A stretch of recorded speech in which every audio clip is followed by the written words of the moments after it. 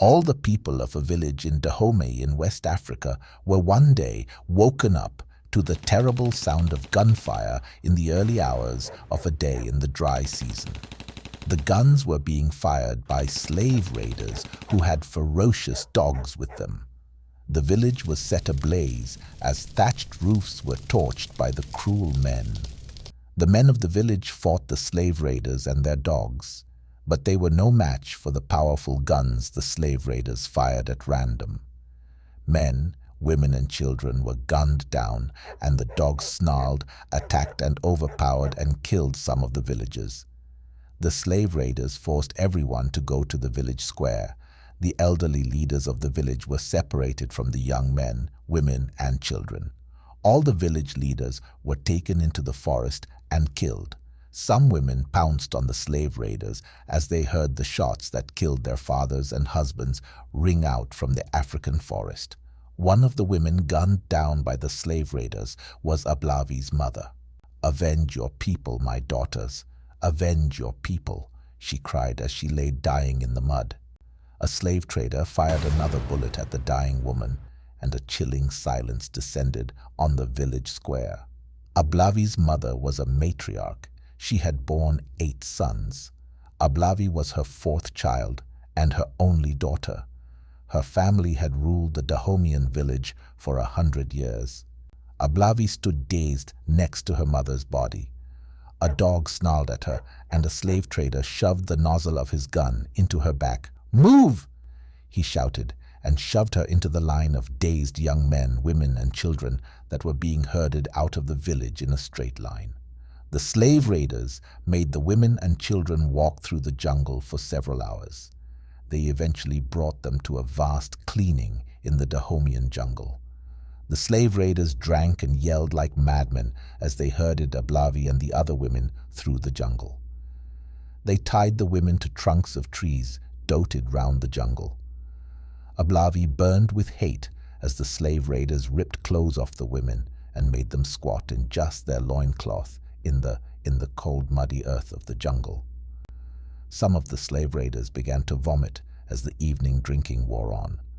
Some slept in their filth and snored as the nightmare unfolded in the African jungle.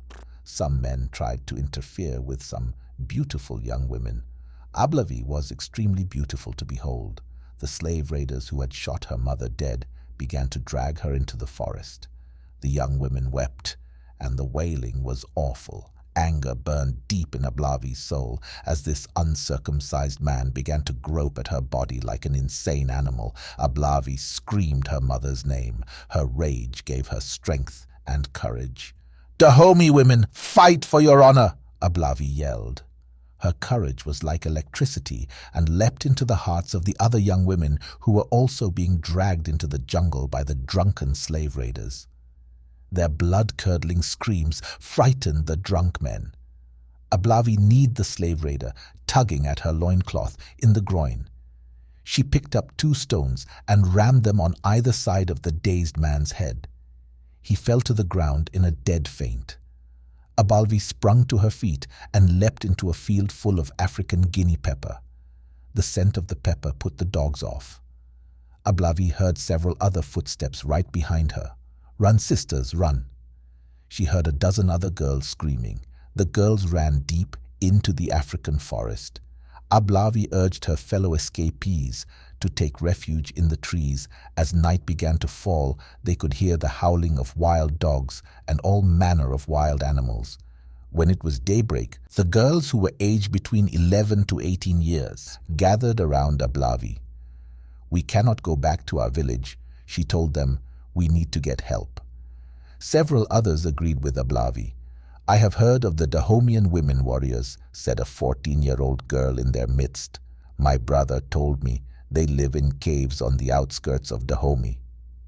"We must find them," Ablavi replied. The girls ran through the forest with courage until they came to the caves beneath the hills of Dahomey.